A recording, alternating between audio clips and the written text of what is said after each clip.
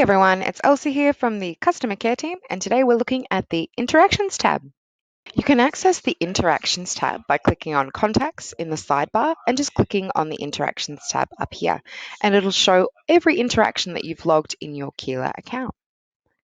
So to log an interaction from here, you can click on this purple button and just make sure that you're searching for an already existing contact. Keela needs somewhere to place this interaction, right? So just make sure that the interaction you're selecting is a contact who's already in here.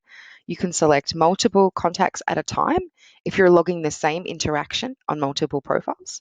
So let's say, for example, I gave a call out to Homer, Scooby, and Mary Poppins. So I'll log a phone type interaction, but we've got a bunch of interactions here. Have a date, discussed, volunteer opportunities. That might be a good one. Tune, if I can spell it right. I might put a little description here. Maybe I'll add a to do because I need to follow up. So send volunteer resources. And I need to send it by the end of this week. So I've got Friday tomorrow to do that. And then assignee, that's me. I'm responsible for that one. So I'll go ahead and save that interaction. And there it is popping up here. We've got Scooby, but we've also got 3 other contacts as well. It's a completely joint interaction, so it affects all 3 of them. So like I said, you can choose the different interactions the types of interactions when you're logging them. So we've got phone up here. There are a bunch of different types. Some of them are automatically logged by Keela.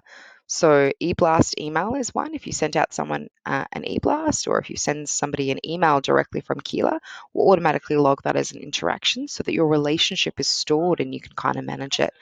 Form responses is one that people don't really know about. And also some things like if you have Eventbrite connected, we have that in here as well now. You'll see the usual stuff. You've got date, subject, content type, and contacts over here in my screen that I can see. But if I jump into columns, I can also adjust this. So maybe I want to display email delivery status and to do as well. So I can see the to do that's connected to that one I just logged. But you know what? I like to keep things a little bit clean, so maybe I want to remove them like that.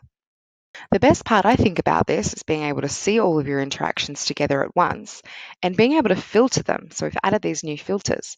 So you can filter by the information within the interactions themselves. So, the date or the subject or the content in it. The type is probably one of the most common ones I'll see, filtering out by maybe types. Maybe you want to look at your Eventbrite attendees, any emails that came in when you were using our BCC function might be another one. It's a really good filter there. Or maybe you want to look at email delivery status. So you want to see anybody who received a rejected email. I can jump in like that. Looks like I've got a few because let's be honest, these are all very fake email addresses that I'm using. But that could be a really good one in there as well. And then you've also got the ability to filter by any of the contacts information. So if you're looking at a group of contacts, you can filter by all of the information on their profiles, the usual stuff like primary email and things like that. If I bring it down a little bit, we'll start getting into segments. So if you've ever created a contact segment, you can view all the interactions for that specific segment. Let's give it a try. Maybe I want to view only the interactions for my major donors. So I've got 41 interactions for all of my major donors in here. So that's how you can filter by a segment, a really handy thing to do. You can also use our kind of contact insights. So you can filter by donor score, which is the score that Keela can provide using our artificial intelligence. So maybe I want to see if I can get anybody who we'll say is between 50 and 70. And let's see if we've got anybody who fits into that category.